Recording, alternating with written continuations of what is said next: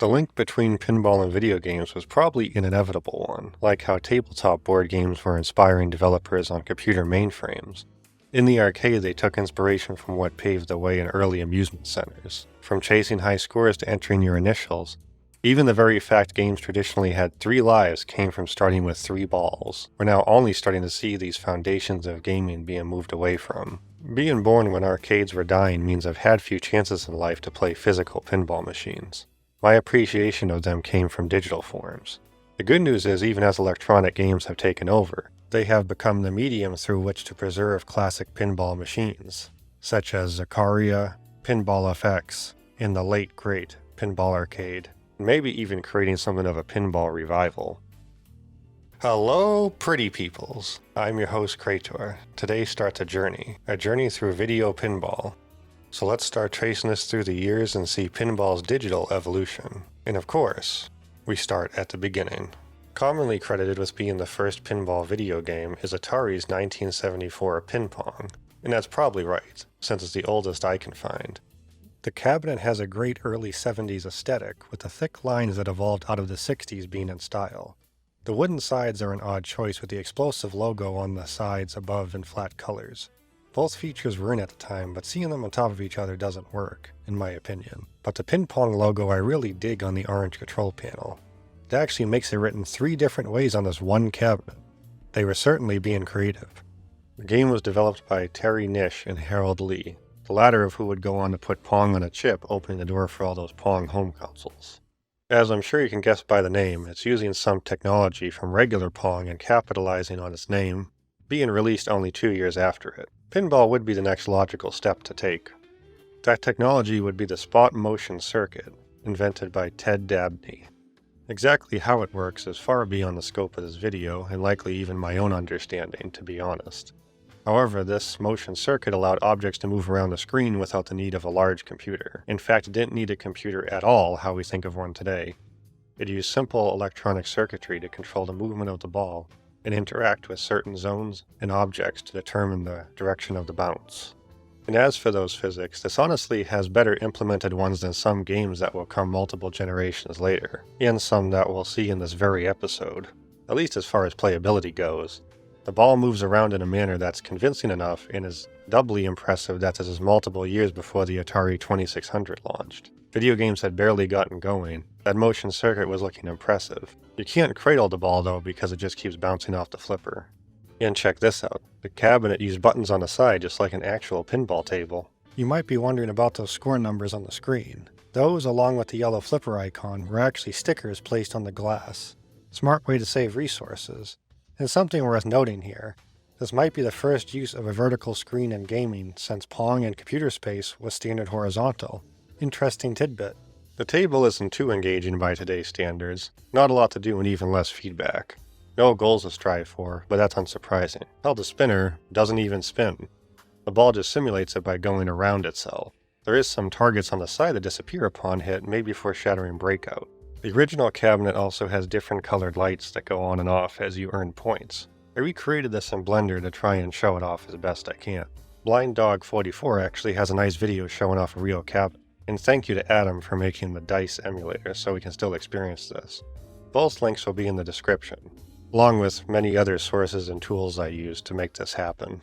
It's an impressive piece of history with an interesting story behind it. I had genuine fun for a good 10 minutes, so, you know, it's a successful arcade game. Now, right after this, we hit a run of dedicated Pong clone consoles and arcade games that have a sort of pinball mode on them. They are dedicated hardware that can't yet be emulated. I couldn't find or just couldn't get working. Games that will be excluded like Paddle Pinball aren't even really recreating pinball, but is something more like Pong with bumpers and other pinball accessories. And then there's stuff like Pinball Baseball that is not pinball at all, but has the word in the title. So let's fast forward to 1978's RCA Studio 2 Pinball. Now the cartridge art you see featured here I made myself. No matter how much I trawled through the internet, I could not find a copy of the original. But they all had this simple line art, so I think I did a good job keeping the spirit of it at least. Calling this crude is an understatement. Would you have even known this was simulating pinball if I didn't tell you? There's a few bumpers thrown around that you hit and they change points they give out randomly represented by the number on it. Only the top one to give points, the bottom one do not. An absolutely infuriating quirk on this is the hole right behind the flippers. The ball can fall right into it. If that's supposed to be an outlane drain, it makes no sense. One unique feature this table has is the ability to reverse the direction of the ball by pressing a key. It's interesting if you use it too much you tilt, so it's a replacement for nudging. Anyway, don't waste your time with this one.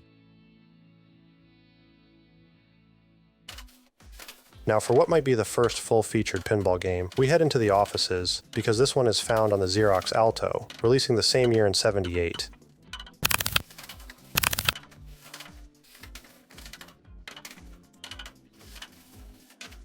To start off, the plunger can be adjusted for power. It has lanes, outlanes, lamps, bumpers, and targets. The ball goes super slow after initial launch, and based on the short clip I saw on archive.org, that's not the emulator's fault. It does lead to an awkward, slow game at times, just waiting around for the ball to bounce down. And the flippers don't fling the ball with any speed unless it's already managing to go faster. From observation, it seems the ball loses momentum too fast if it doesn't hit multiple surfaces quickly. It leads to an awkward feeling game. The table does feature something of a skill shot even if it's not called that with the 5000 kick-out hole at the top. Check out those goals in the corner too. You can spell WOW by dropping all targets, get extra points when left lane is lit, or get an extra ball by matching the digits displayed. It also has an alternate easy mode you can boot into, where there is no outlanes at all. The only way the ball can go out is by going directly in the small drain area during this. Unless you get really unlucky, you'll survive a long time in this mode, and it's honestly good fun. Much easier to get some momentum on the ball since it has far more surface area to ping off of. It's not too surprising such a full-featured game was able to appear on such a high-spec machine for the first time. It was the first commercially available computer with a GUI. Just a factoid there for you. It was also prohibitively expensive at $32,000, or around $130,000 at the time of this video. It could really only be found at major corporations or universities. They love to keep such stuff from us peasants. An interesting game, and I recommend booting up the Contro Alto emulator for it, even if hampered by the odd physics. IT dudes were enjoying some pinball alongside CRPGs after all, I guess. Bally themselves entered the scene in 1979, or maybe 1982 depending on what source you ask, with Bally Pin for the Astrocade, who got into the video game business by purchasing Midway in 1969. So how is this pinball game from the masters of the mechanical machines? The physics were quite great. You can cradle the ball, it reacts differently depending on where you hit it with the flipper. It's got angles. The game having two tables is a bit of a lie. They are 99% the exact same layout, it's just different colors. The second one you could consider a dark mode, but that bright green gets to the eyes anyway. There's a very interesting article in May 1982's Video Magazine Arcade Alley section that sheds light on why there is conflicting release years. Combined with some other sources, I believe I pieced it together. The Astrocade console was released in '77 by Bally under the name Bally Home Library Computer, however by mail order only. They got 8,000 orders, but issues of manufacturing came up and it was delayed until 1978 when it also finally entered store shelves, as well where it changed its name to the Bally Professional Arcade. Notice it's still not called the Astrocade. Bally quickly became unhappy with the sales and ceased production in 1979 to focus back on arcades. Another company called Astrovision wanted to get a console out and bought the rights from them. Finally, in 1982, they put it out as the Astrocade, along with Galactic Invasion and Bally Pin, which were done and sitting around. Woo, what a ride this console had. Bill Budge, who also worked on a game called Raster Blaster, mathematically figured out the physics of how a metal ball bounces to create the physics in this game. Extremely impressive effort, and certainly the best pinball physics on home console at the time.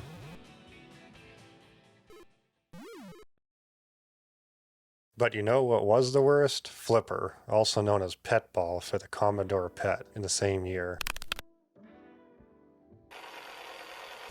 Calling this a game is practically an offense to everything else shown here. You know what? Calling it the worst physics is a lie, because it has none. The ball just bounces on the grid till it randomly decides to head in some diagonal direction. Flipper control? There is none. You push the equal key and it creates some weird bridge to block the ball. You can sit around for 30 plus seconds with nothing happening. Just that droning static and ping going again and again and again.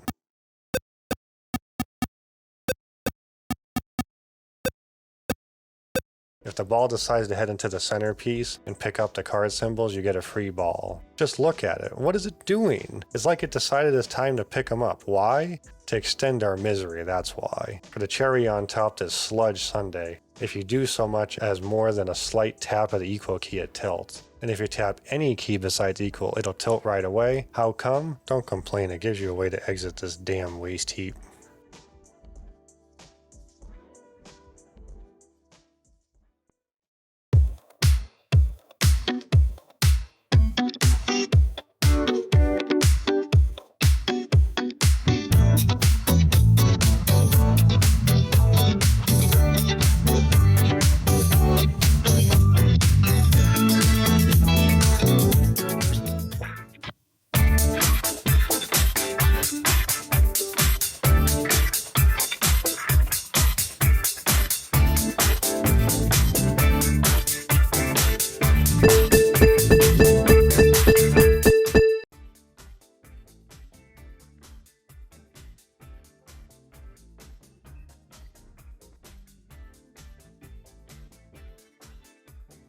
Wow, guess I really knocked them off their feet.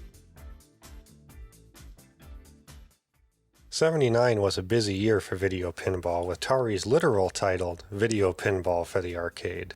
It's often said this is the first simulation of pinball in video game form, and, well, that's just not true. Atari themselves even made PinPong years before this. But what I can say is it's the first great one. It looks and plays smooth. For the first time in this series, I found myself just playing it for fun, wanting to take down all the targets and see what happens. You get a free ball is the answer to that, by the way. The first thing you might notice seeing this cabinet is the board looks real, and that's because it is. Using a mirror, the game's pixels are reflected and displayed over a backing image. That's why the play area was set so far back in a tunnel, placed just right to align and simulate a real pinball surfaces to bounce off of. Although that middle part with the road, it bounces off, and it looks like it just shouldn't. The backing art has a great 70s disco aesthetic. In a way, it feels so refreshing to see, as the 70s has never had its revival like the 60s, 80s, and 90s has. Making this video has really shown to me it has something to offer. The table's gameplay design is very well done and plays like a proper pinball table, with creative shots to make. The ball makes clean, smooth arcs around corners. It ricochets in what it can call a predictable manner. You can cradle the ball and launch it with varying degree of power and angle. I was able to with confidence hit the targets, passing the ball to and from after a bit of playtime. The lower left side area just under an upper flipper works as a trap when setting the targets. A bad angle will send the ball right into the drain. The stubby looking flippers bothered me a bit at first, yet I quickly adapted to it. And yeah, I realized that was a thing in early pinball. Everything appears to be scaled to adjust for it. The game actually does have a nudge feature that's operated by a real spring, and I thought it wasn't working properly at first, but when I tried it, while the ball was sitting still at the plunger, it did jiggle a bit. I'm unsure it has any real use in play as it's so minor. Speaking of the plunger, you might have noticed on the cabinet there's a physical one. Atari really went all out with this one. Hey, you! You think you're real funny ruining my fever? Well, I'm about to knock you into next decade.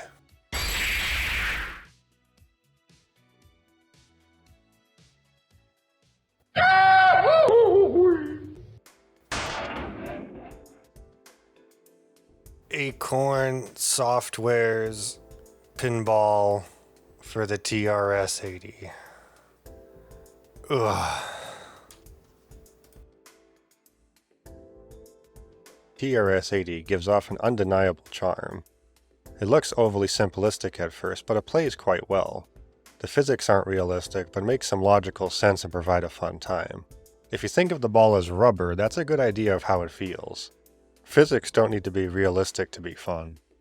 And that's my opinion, and I stand by it as the biased dude who couldn't play on real machines. It appears to have some scripted bounces, as multiple times it would move in this triangle loop when hitting the top center hole. There's also this box that appears towards the center, and if your ball is in the right spot, it will get locked into it, racking up lots of points. The only complaints I have is there is no form of nudging and the controls are weird. You push up and right to use the flippers. Why not left and right? I found a review for this in Space Gamer.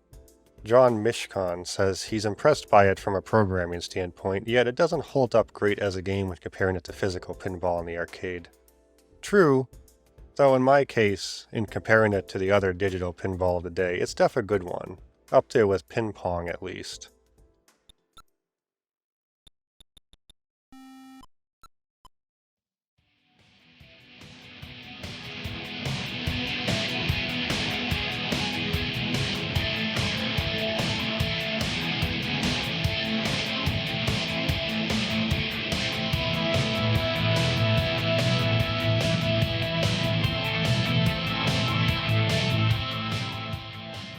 Then came Flipper, or Thunderball in America, for the Magnavox Odyssey 2. After playing this, I debated if it's even pinball and decided it has enough features to be one.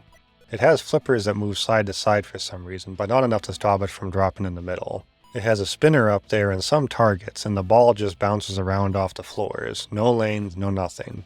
Who played this and was like, yeah, this is fun, put it out? What a mess, just nothing more to say. It's a lame disaster of a game.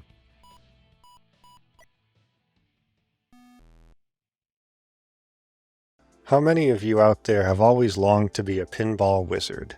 It's a good bet that some of the places you had to go to play a game of pinball weren't the most comfortable for you.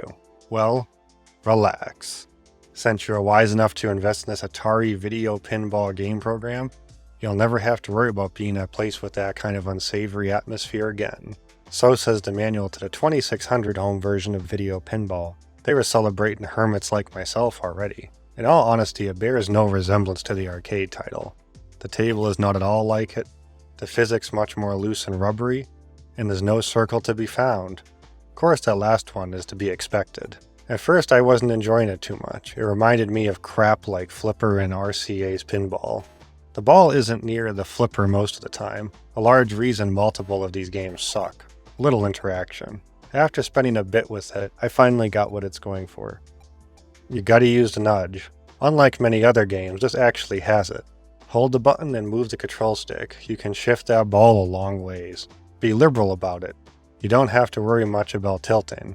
You can tilt, but you really have to abuse it. It's funny when you do, actually. Everything freezes and your punishment is waiting as it very slowly works its way down to the drain.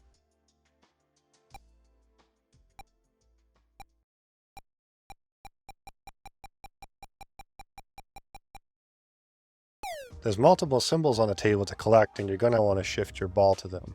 The Atari logo gives an extra ball after hitting it 5 times, and a rollover multiplier. The left top number acts as a standard rollover up to 4 times. Finally, there's drop targets up top and a lamp one that appears at the bottom on occasion for you to collect. There's fun to be found in nudging against the physics to get them.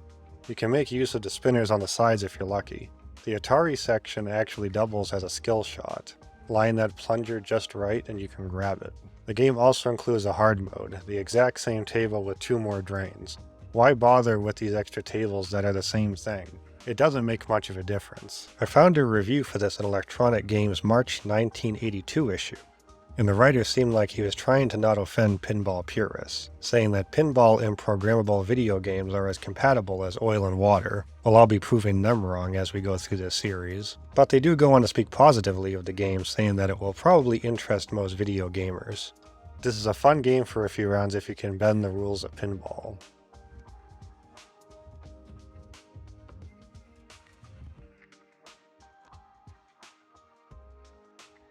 In the same year came, if you believe it or not, a sequel to PETBall for the Commodore PET, this time just called Pinball.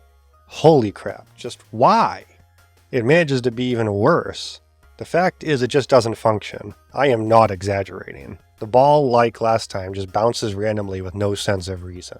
It even goes in these little side pockets where it holds them while the score racks up. It lasted so long I actually thought I was supposed to do something and hit a key. It tilted, just like last game. Yeah, if you hit any key besides Z or the question, it tilts. Truly remarkable. Great piece of design there. Couldn't have left that one out. But wait, you just said there is 2 keys now, I hear you cry. Yeah, you can use the flippers independently now. Snuck into Atari HQ and stole that years-old technology. Great work, AAT Productions. The ball, the entire time I played this, didn't even go into a position for me to hit it. It just keeps going into the drain lanes. It's legit unplayable. There is no interaction beyond launching the ball. Might as well hit play on a movie, a really boring one. The board itself is nonsensical, has zero flow even if it did function. Let's just wrap this up. I swear I'll have an aneurysm if there's another one of these. Next up is two more games for the TRS-80. First is Silver Flash from Southern Cross Systems. And to be blunt, it's just poorly designed. I mean, look at it. It's a giant funnel right down the middle and the flipper is too far on the sides. The physics appear to be passable, but there's nothing for them to bounce off of for good play. The manual also claimed there's a nudge feature, but I couldn't get it working. It's just blah. The other is Astroball, another table from Acorn Software's John Allen. And crikey, what is that sound on the start screen? Damn, that's annoying. The game is playable, but I wouldn't say as interesting as the last table from them. This time the gimmick is a UFO sits up top, while rocket ships fly to the side wrapping back around the screen. The ball seems to move faster as well, but that's likely there are just less objects to control it as it comes towards the flippers. Overall, it's alright, but I'd recommend the first one far more. The box that traps the ball is just a far more interesting gimmick. Next up, it's time for the Apple II's debut, which housed multiple quality pinball games.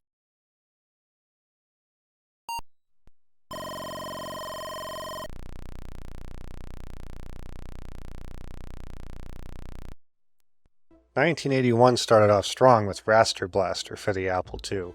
It's often credited with inspiring others to create a more realistic digital pinball experience for home play. And for the time, that's a true claim. The ball turns corners and pings off surfaces with a great and predictable feel. I am particularly impressed with the way it reacts to the bumpers, even getting juggled in a convincing manner. There is a major gripe I have with this game, however. The way the ball reacts to initially touching the flippers. It's near impossible to cradle the ball because it keeps bouncing, forcing you to try and always time hits while rolling at a high speed. To be clear, it reacts to getting hit by the flippers wonderfully. I mean, when it's simply touching them at a standstill, it's a problem. This is already a challenging game, so it just makes it much more difficult. I'd say that the big goal in this game is getting multi-ball. You want to lock the ball into the 3 claws above the table, but to be able to do that you need to hit the 6 targets mounted on the bottom bumpers. This requires precise aim to do, and after hitting those, only 2 of the claws activate for the ball to lock in. Yes, only 2 of them. You need to hit the 6 targets all over again. And then finally you can lock the ball into the 3rd claw, which is most easily done with a skill shot in my opinion. I mean, holy crap, bro. Talk about making people run the mile. Every time I did this, the extra balls fell out of play almost immediately. Sad. Multi-ball is usually my favorite part of a table too, and yeah, I promise I'm usually better at that. Mercifully, it does have an easy mode, where the outlanes have kickers that knock the ball back into play. And honestly, the game is still pretty challenging even with those on. It's worth getting into the behind the scenes with this one. It was designed by Bill Budge, who would later go on to assist on games, such as those in the Uncharted and Killzone series. He noted in developing Raster Blaster, the Apple II's limited processor was difficult to work with in implementing the physics and collision detection. In an interview with Compute magazine, he stated, "The way I got started was by not trying to do anything original at all. I wanted to learn how to write video games. I bought an Apple about 5 years ago and just went to the arcades and copied the games that I saw." And copy he did. Some of you might have already noticed that the table bears a striking resemblance to Williams' Firepower table that came out a year earlier in 1980. That's not a knock against it at all. Mimicking an already existing table only made it more impressive for some who played it. Byte magazine reviewed it saying, "Most microcomputer games that are versions of existing board or equipment games aren't worth the disc they're printed on, but Raster Blaster does not fall into that category." Compute magazine noted some bugs with the flippers not activating at times, which I also experienced myself. Despite these oddities, it's a fantastic game of video pinball. Well worthy of its title. We'll be seeing more from Bill Budge throughout this series. In fact, this game is so legendary that there's a faithful recreation called Raster Blaster Reloaded, made by Wayne Johnson, released for free on itch.io for Windows, Mac, Linux, and Android. Absolutely worth checking out. He even has his own original table called Bean Farmer inspired by 70s pinball. You can find that with my sources at the link in the description. 9 months later the same year came David's Midnight Magic from Broderbund. In my opinion, this one plays even better than Raster Blaster. The ball's physics go a bit faster and can be properly cradled in the flippers. Just less wonky physics all around. but sometimes those corners can be a bit off and it just doesn't want to turn the arc. Almost like it catches on some loose pixels. I think it's because we're not at the point yet where proper momentum can be gained. The 2-level table layout brings a lot more interest. With it also comes 2 sets of flippers. The second level just gives a sense of progression and some breathing room for error. The left path up from the bottom is filled with red targets that each add to the rollover multiplier. There's also a couple others thrown about the table that even sometimes move around. The S-shaped area up top is where you can store up to 3 balls for multi-ball.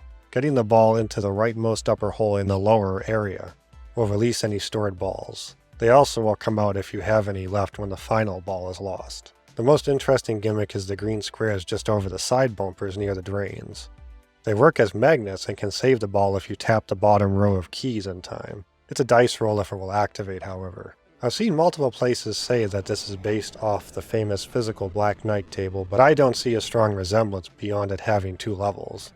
It very well might have been inspired by it as it only came out a year earlier and was a big hit. Electronic Games' July 1982 issue gave it a positive review saying, "Video pinball is a genre unto itself and must not be evaluated according to whether the program is a unique concept, but rather how much it resembles its counterparts in the game rooms. Either the table is good or it's boring. The good news here is that Midnight Magic is an excellent game. While there's a small amount of dead space, it generally plays fast and is challenging enough. In that, David Snyder is a programmer to watch in the future." David did not go on to have a long career in gaming and appears to have left the industry shortly after.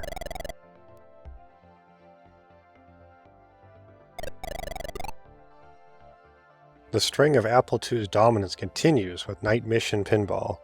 In this one, I want to like it, but I just can't. This table to me is ultra frustrating. Every bumper and surface in the lower half just wants to send that ball right into the center or left drain. It's almost like it's sadistic at times. Maybe I just had bad luck. It feels like it's running on autopilot even on default settings. Very little input and no time to react. And dear lord, what's that sound?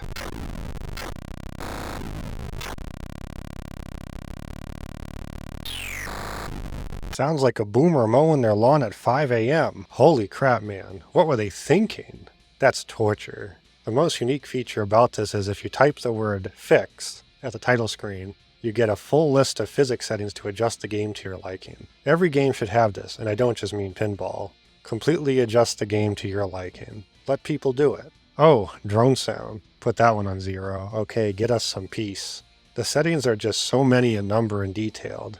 The game came with an entirely separate manual just telling you how to adjust the program. Wild. And adjusting these settings can make the game get really intense. Can't say passion wasn't put into this, no matter my personal opinion, and no one else agrees with them anyway. Computer Games' February 1985 issue, yes, they reviewed it years later, called it simply the best computerized pinball game around. While you can't design your own games, it's easy to modify parameters like ball speed, number of balls, points, and many others. Electronic Games' October 1982 entry stated, "If David's Midnight Magic is reminiscent of some of the venerable Williams tables, the Night Mission instead should remind one of the feature-loaded tables produced by Bally and Gottlieb," and followed with, "At times the Night Mission playfield seems almost too busy. It may sometimes seem like it's running on automatic." Of particular interest is this game's designer, Bruce Artwick. The airplane theme here wasn't chosen at random. He was a pilot himself and went on to develop Flight Simulator for the Apple II, which was bought by Microsoft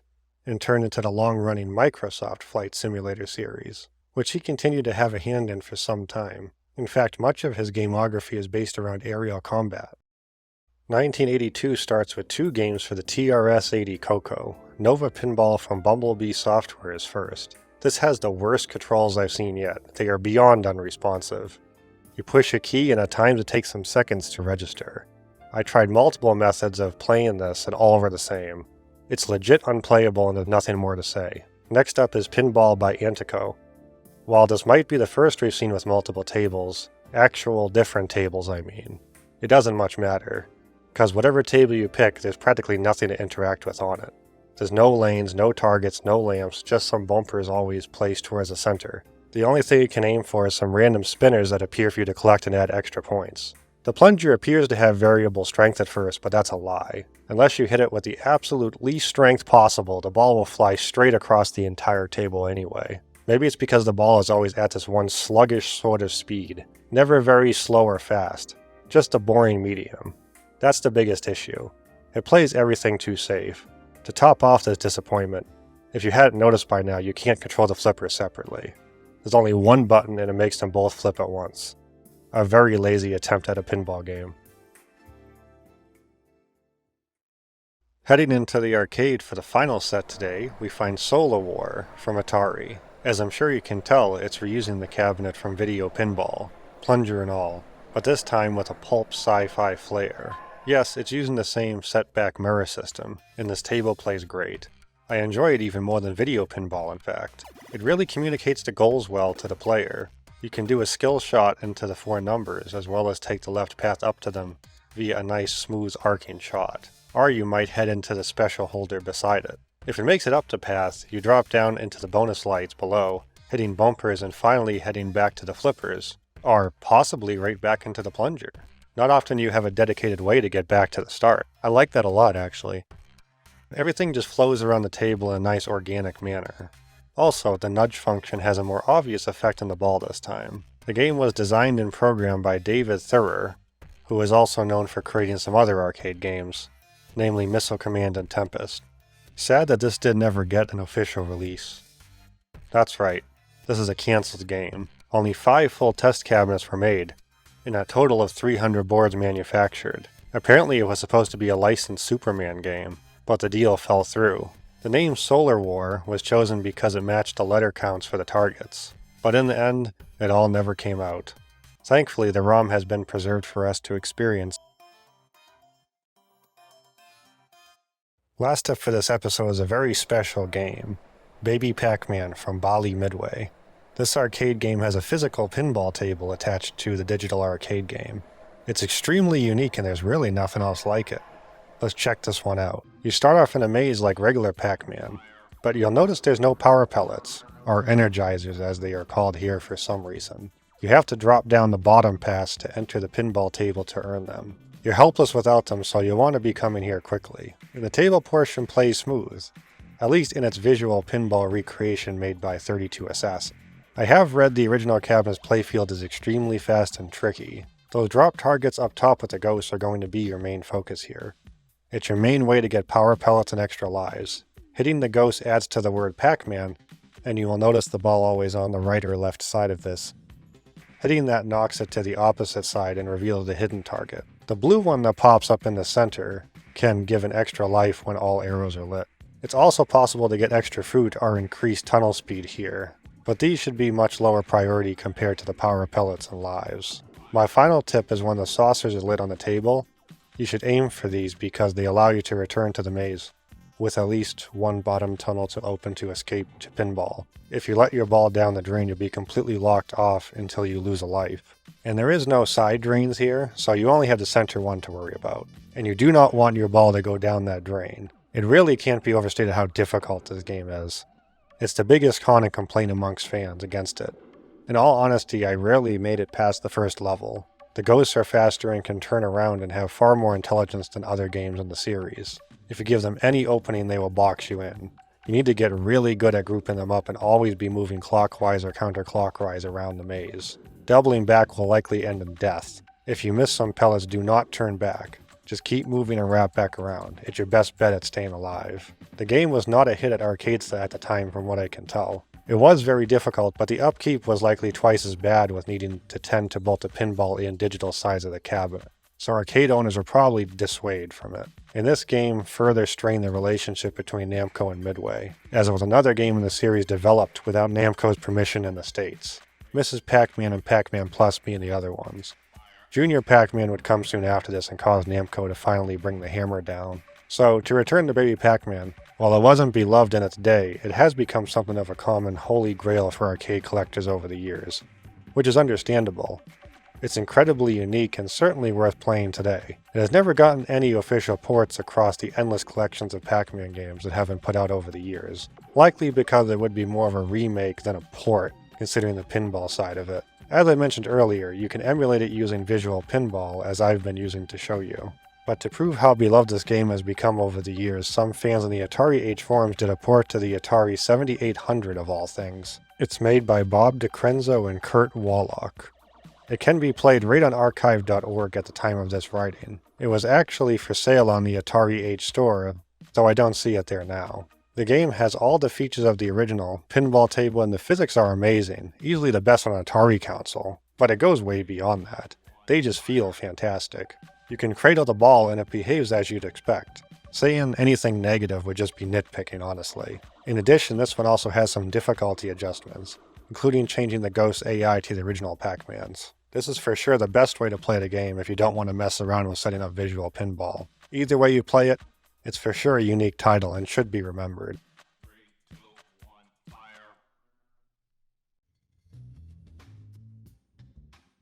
I hope you enjoyed this start to our journey through video pinball history, and will join us next time.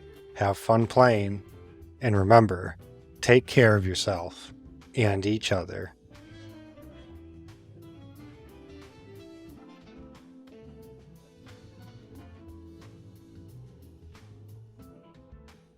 Hey there, thanks for watching, and if you enjoyed this video, please like, subscribe, and turn on notifications. Wow. When I thought of the idea of covering every video pinball game, I thought the first episode would be like 10 minutes. The main goal was to reach the 8-bit era, but it got way over my head. There was a ton of pinball games put out early, and in hindsight it does make sense. But till then, let's see what's up next. Next time our bits go 8, with Pinball for the NES.